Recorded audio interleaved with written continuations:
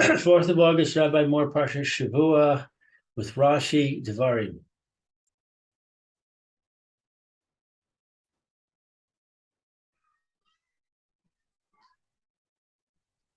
Okay.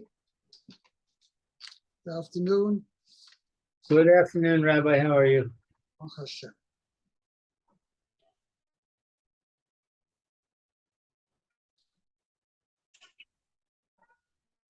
To Pasuk Ches.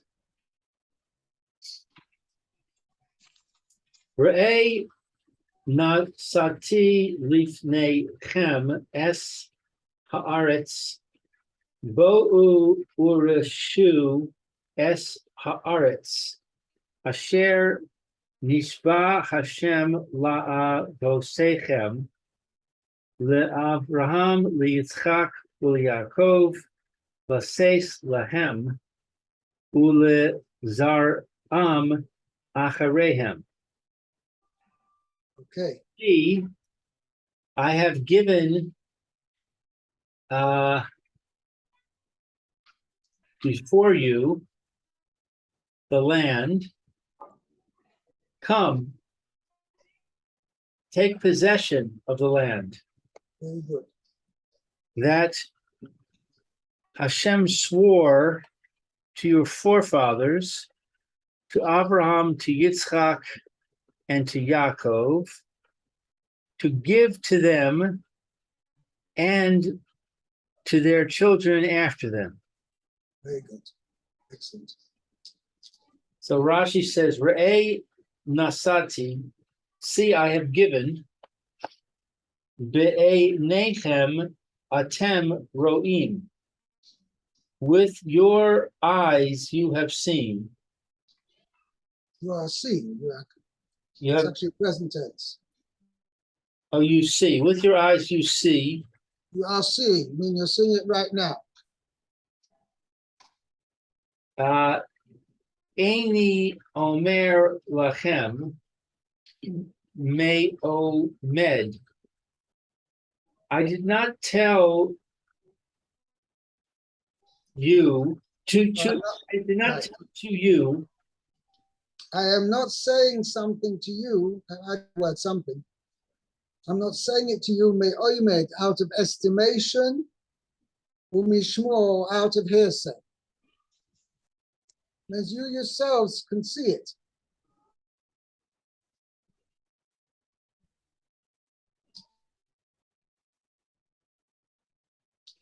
Just 1 second. Hold on a second, I gotta take a call. Hello? I'm sorry, say that again? You speak English? Let me open it up over here.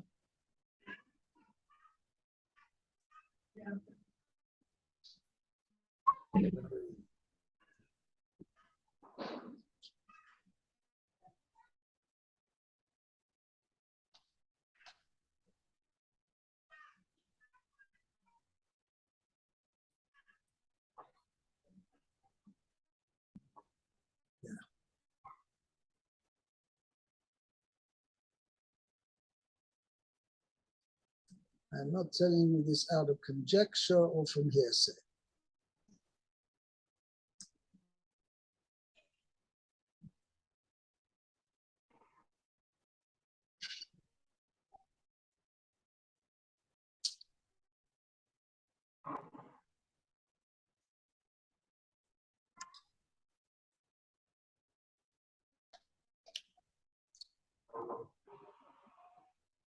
Okay. Sorry, Rabbi, I just have a pickup. I'll be right back. Okay.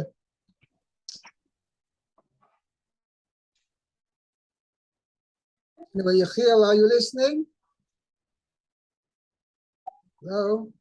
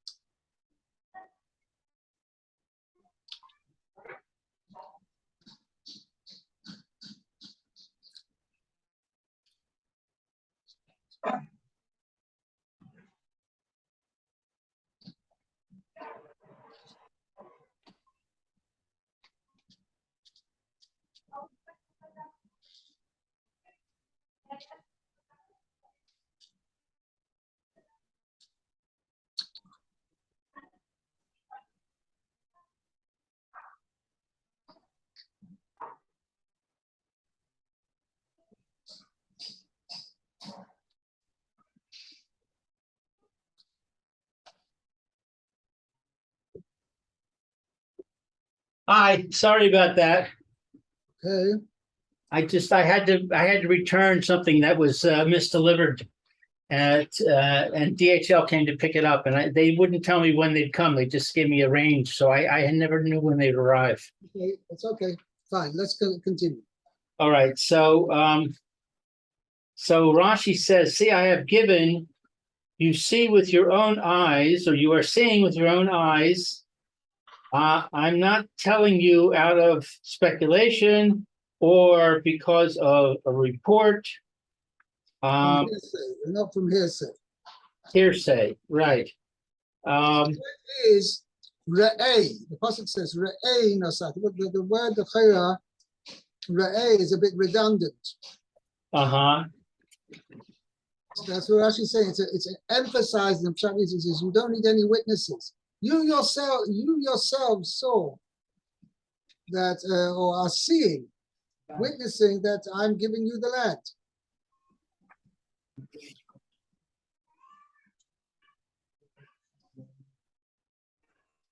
Okay. Bo'u urashu. Come and take possession.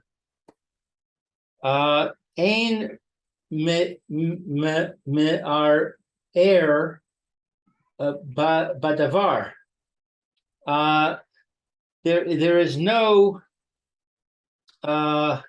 objecting to the matter. There's nobody to object.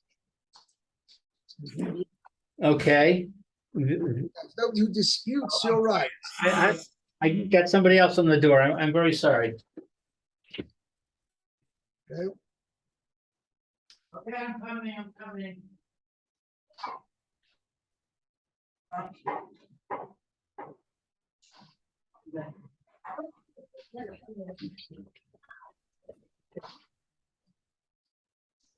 Sorry about that. Okay. So there's no objecting. I'm giving you the land. Come and take it. In other words, there's nobody who's going to dispute your right to the land. I'm sorry. No. What? What? Say the last sentence you said over again, please. I didn't hear it. There's nobody who's going to dispute. There's no person who's going to dispute. Yeah, Ma'ara is a disputant. There's nobody who disputes your rights. So I translated it. How can you say that? How can Rashi say that? The 7 nations disputed our rights. This was originally, we're talking about if they had not sinned with the spies, yeah, they would have walked straight in, massive parade among the inhabitants, either run away or they would have willingly accepted the Jewish people to walk in. There'll be no war whatsoever. That's what Rashi continues. Had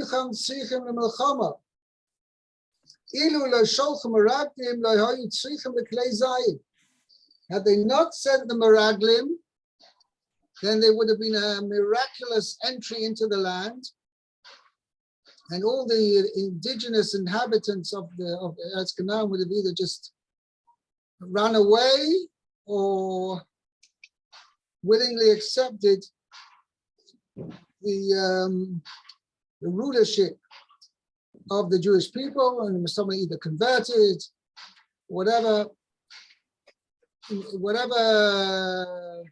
way, whatever means that they would be able to stay alive in the land.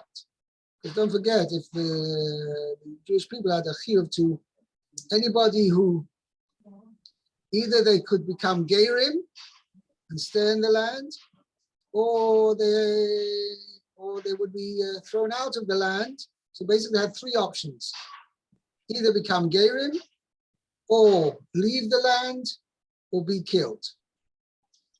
Those were the three options which the local people had. Including the Canaanites? Canaanites, correct. Okay, le'avosechem, to your forefathers. Lama hizkir shuv. Why does it mention it again? LaAvraham, LiYitzchak, LiYaakov. To Abraham, to Yitzchak, and to Yaakov. Okay, so in other words, Rashi is asking, it says your forefathers. Why does it now say Abraham, Yitzchak, and Yaakov? You already know who the forefathers are. Right. Ella, but Abraham kedai le'atzmo. Abraham is worthy on his own. Yitzchak kedai le'atzmo. Yitzchak is worthy on his own. Yaakov kedai le'atzmo. Yaakov is worthy on his own. Right. Oh! It's emphasizing that each one of them is worthy. Okay, I see. Okay.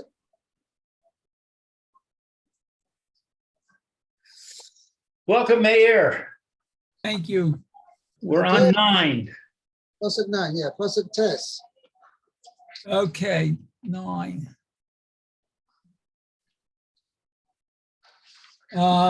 Okay, Tet. Says, Omar Aleichem Ba'et Hahi Lemor Lo Uchal Levadi Se'et Etchem. Okay, so I said to you at that time, Beit Hahi Lemor, saying, I am not able Levadi, what, by myself to carry you? I am unable to bear you alone. To bear you alone, okay. I guess Lasate in modern Hebrew is to carry then. Right. Okay. In this sense, it means to bear your burden. Ah, okay. Burden of you. Very good. Okay. Okay, so Omar Lechem Be'edahi Lemor. I said to you at that time. Okay, Mahu Lemor. What is Yeah, because what it means, it says, but I said to you at that time, say, Lemor, the word Lemor is redundant. I said to you, say, obviously. I see that. What I keep thinking is Vaida Bear Lemor. Okay, Also. so then we have, there's two explanations over there, what the word Lemor means. One is, it's, Vayedaber means that Kosh Baruch Hu spoke, they spoke with each other, they had a full conversation. And Lemor is to say, meaning saying that this was the actual essence of what they said, what they spoke to each other. This is what they spoke to each other, saying, Vayedaber Hashem Moshe Lemor, Hashem spoke to Moshe saying. In other words, the saying is what the essence of the conversation between Kosh Baruch Hu and Moshe. That's one shot.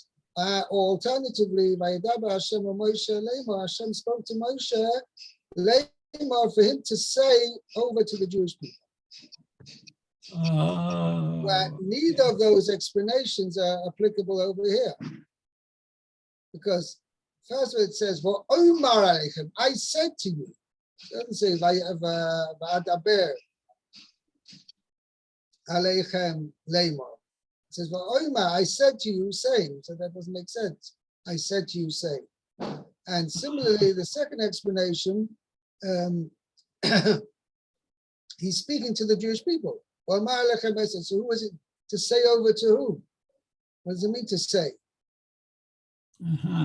So that's Rashi's question. Ma'u Lemor. Okay, it says, Amar lahem Moshe. Moshe said to them, Lo me'atzmi ani omer lachem. Let's see, I cannot, what, by myself In other words, I'm not telling you Say this off to you. my own bat. Elomi pi HaKadosh Baruch Hu. Okay. Now, Elomi. yeah, it sounds, the pasuk sounds like Moshe Rabbeinu is saying, "Oh, I can't do this anymore. It's too much for me." Mhm. Okay.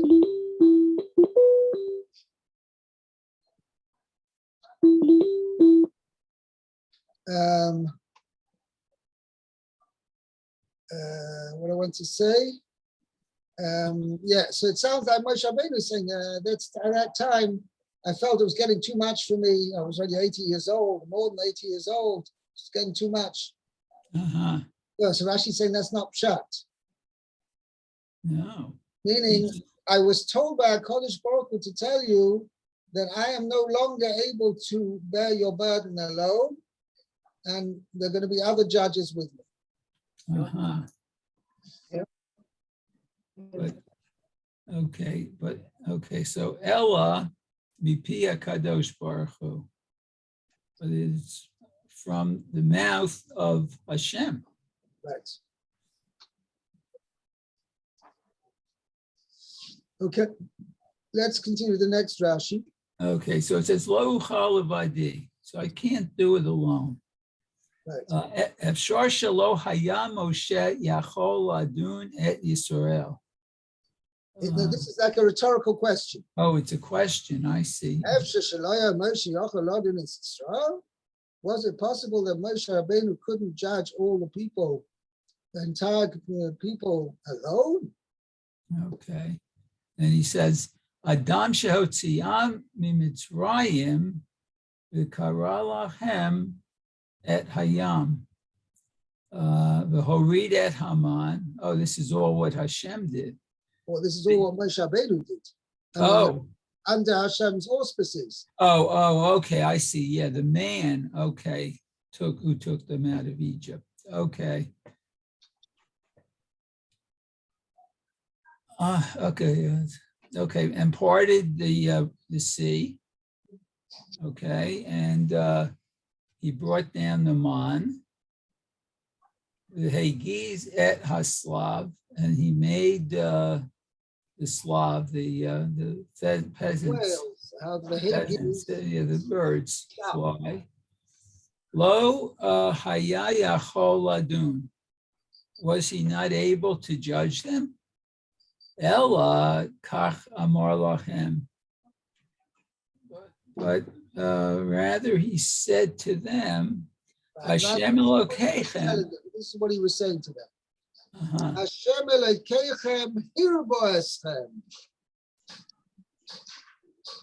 Okay, so Hashem, your God, increased you, your ba. Okay, so now in this sense, which Rashi is saying, doesn't mean to increase, but it means Hashem has made you great. Oh, well, that's a deal, right? Yeah, but it doesn't mean in number and quantity, but it means in quality. Quality.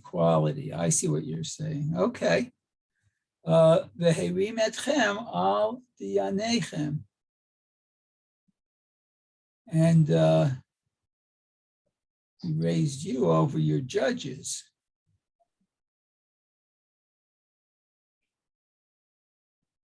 Okay, that's what you were just saying, increase quality over quantity. Right. Okay, Natal et ha'onesh michem. Nosnoi ala dayanim. Okay, but not no. Okay. Punishment for your sins from you, and impose them upon the judges. Oh, okay. Oh, well, look at this. V'kacha amar Shlomo, ki mi yuchal lishpot chacha kaved hazeh. So it was the same with Shlomo HaMelech. What's this, a quote? Yes. Like, okay. Who is able to judge this difficult people of yours? Which means this heavy people of yours. Okay. Efshar mi shekatubo. It's possible that the one who wrote, okay, it, or in it, I guess, V'yichacham mikol ha'adam. Oh, this is where, and he was wiser than all other men. Okay, Omer would say, miyuchal lishpot begomer. So who could judge? Ella kach amar Shlomo. Rather, it said Shlomo. Okay. Ein dayana umazo kidayane sha'ar hamuot. One second. This is what Shlomo was saying. Ein dayone umazu. The judges of this nation are not kedayone shara umas. Not like the judges of other nations, the idolatrous nations. Okay. Horeg umakeh, honech umate et dino. Horeg umake v'chonek umate es dino v'goizel ein bekach klum. Okay, if a non-Jewish judge, right? Yeah. They make a mistake in their judgment, right? He passes judgment wrongly, and as a result of that, the person gets killed, or he gets lashes, or choinik, or he's strangulated, or some other way the correct something is changed. Okay, so the Dayan, the judge, doesn't suffer at all. He just goes, "It's part of my job. I'm sorry, I made a mistake. Okay, too bad. Let's go on." Okay, ani im chayavti. Right? If I have imposed a payment on somebody wrongfully, I've been claimed against me as if I have committed a capital offense. Oh. Yeah, however, if I wrongly make a person pay money, I'm censured as if it were a capital offense. Oh, he brings it.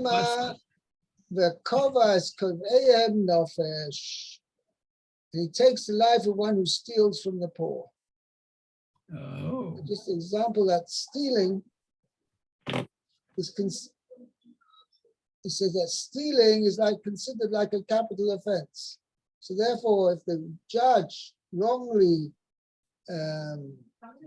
makes one of the litigants pay, and he doesn't really make him he doesn't have to pay. So it's not just the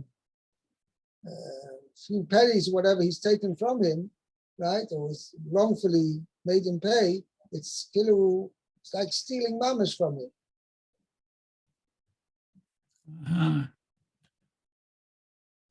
Okay. Yeah. So that's what basically the idea Rashi showing you is, I cannot bear this burden alone because I'm going to have to judge all the cases, and if I ever make a mistake, it's all going to be put on my shoulders, and I'm not going to be able to withstand this tremendous burden, because I'm always at a risk of having to be punished for the sins of one of the litigants. Okay. Let's see, got time for one more pasuk? Yes, definitely. Pasuk Yud. Lou. Hashem Elokeichem harba eschem v'hinchem hayom kichochavei hashamayim larov. Hashem, your God, has increased you, and behold, you are today like the stars of the heavens in abundance. It's interesting. He says your God, not our God.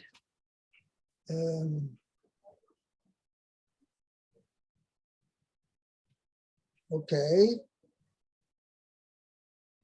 1 second.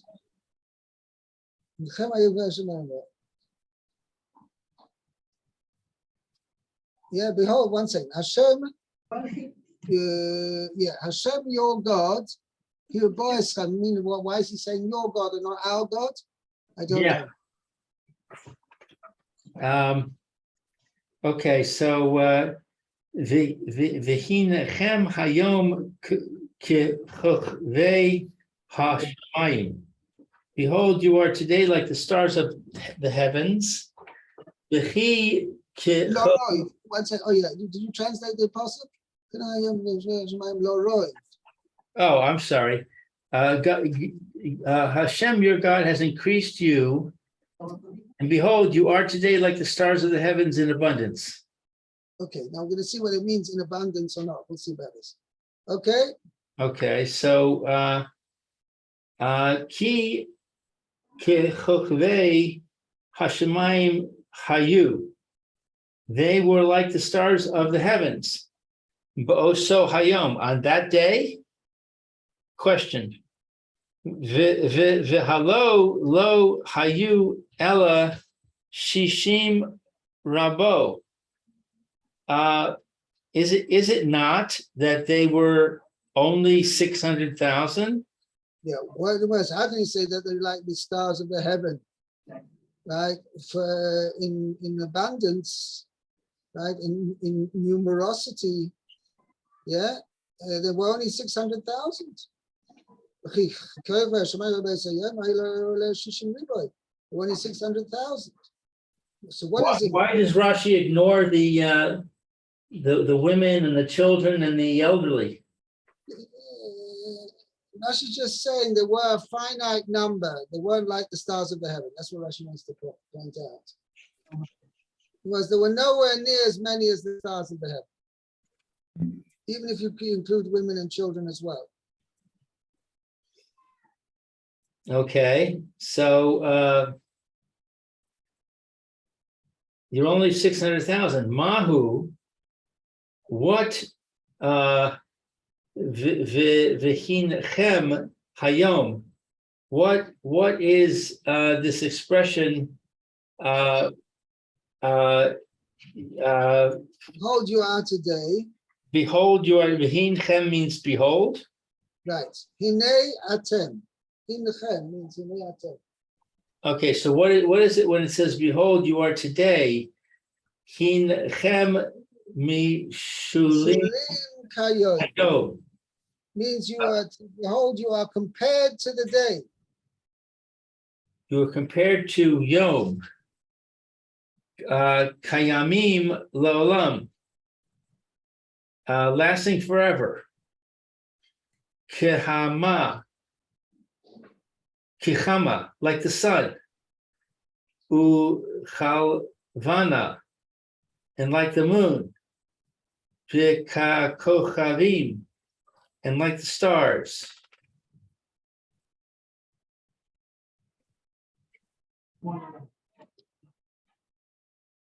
I don't get it. Okay. Meaning, kayomim la'olam kachama v'chalabana v'chatechovim. Means you, the Jewish people, behold, you are like today. You're like the universe. Just like the universe will exist forever, so too you Jewish people will exist forever. That's behold, you are today. Meaning you are already now. Jewish people are like today, that you're going to exist forever. And in the future, now I'm adding in what the Mefarshim explain in Rashi. What about the phrase "K'chokvei hashamayim loroi"? And in the future, you'll be as many as the stars of the heaven. Which, of course, is not true. 1 second, we haven't got there yet. We haven't gotten to the future yet? No. I see. Man Mashiach. There'll be very interesting, actually. I think I may have I don't mentioned. think there's enough room on the earth for us to be as many as the stars. I don't think so. Lemaisa, it says when Mashiach comes after Melchemes Gog Magog, after the great war or battle of Gog Magog, a very large percentage of the world's population who are not willing to accept God's sovereignty are just going to be wiped out. So we don't have to worry about place on earth. But even if that day doesn't, even if they all stay alive, we also don't have to be worried about lack of space on earth. There's plenty of space on earth which can be utilized for human habitation. Anyway, there was one. What did I want to make a point over here? Good, you. I wanted to make a point. I don't remember now. I forgot to mention something.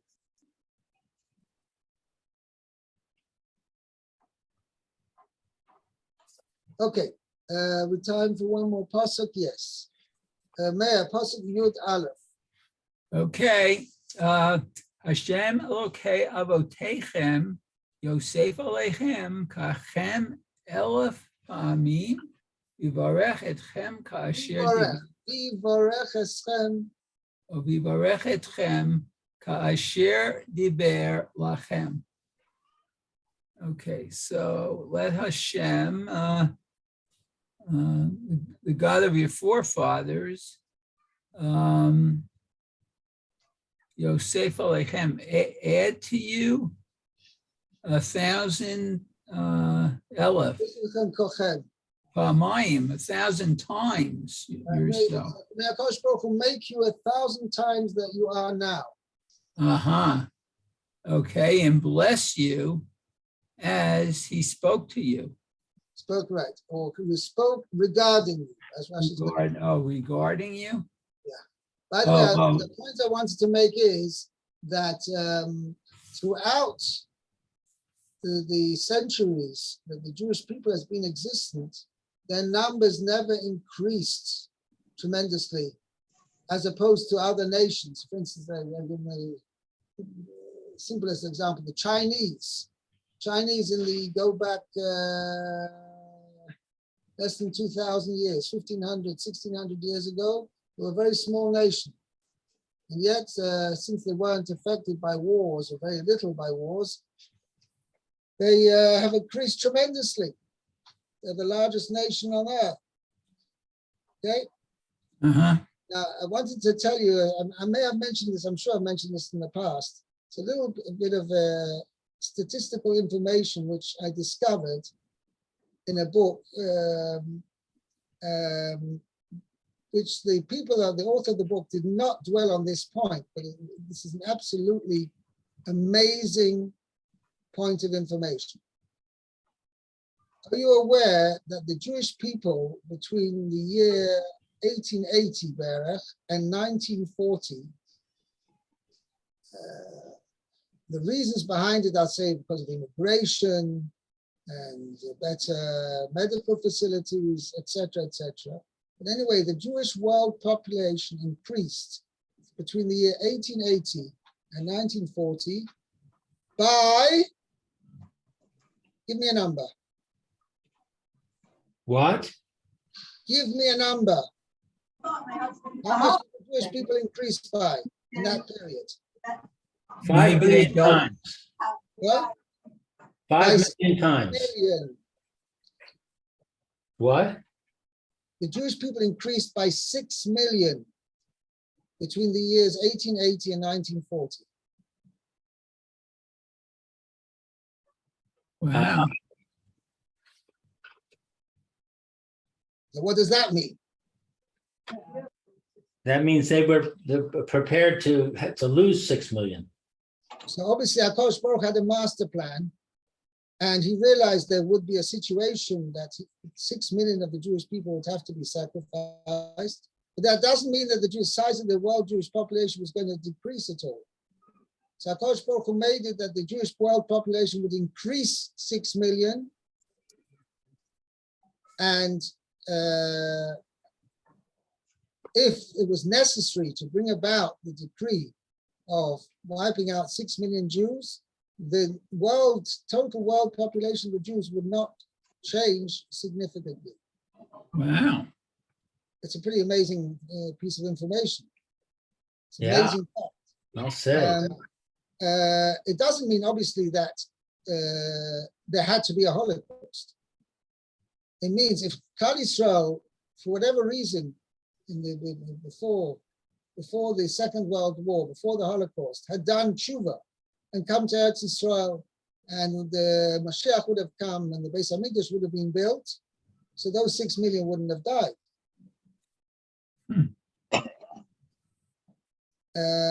But I'm just pointing out that it indicates there was a master plan.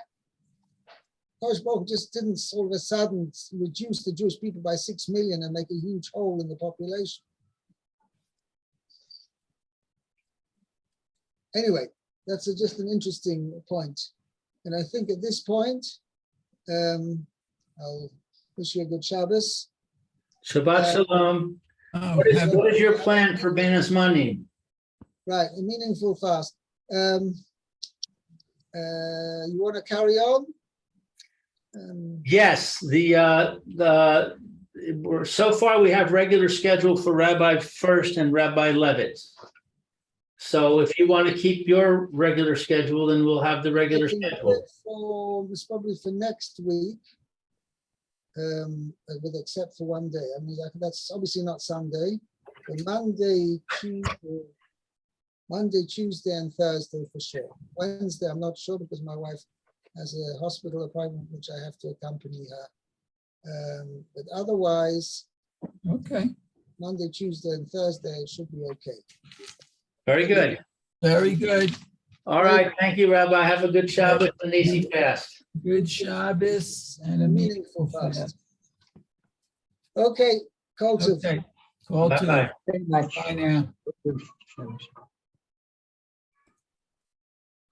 Here's the pin. For lots of your replacements.